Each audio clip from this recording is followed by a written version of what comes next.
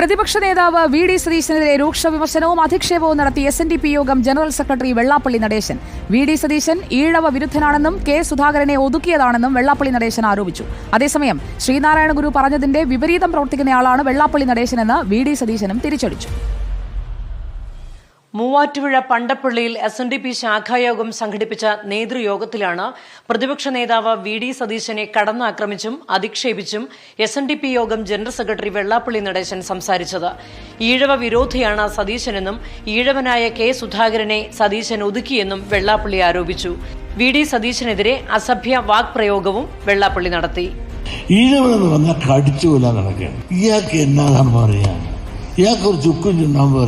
സതീശൻ മുഖ്യമന്ത്രിയാകാൻ നടക്കുകയാണ് എന്നും സ്ഥാനം ഉറപ്പിക്കാനാണ് സതീശന്റെ നീക്കങ്ങളെന്നും വെള്ളാപ്പള്ളി വിമർശിച്ചു.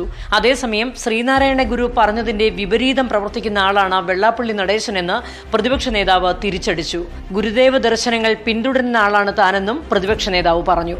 ഞാൻ ശ്രീനാരായണീയനും കൂടിയാണ്. ഗുരുദേവനെ ഇഷ്ടപ്പെടുന്ന ഒരാളും അദ്ദേഹത്തിന്റെ ദർശനത്തിൽ വിശ്വസിക്കുന്ന ഒരാൾ കൂടിയാണ്.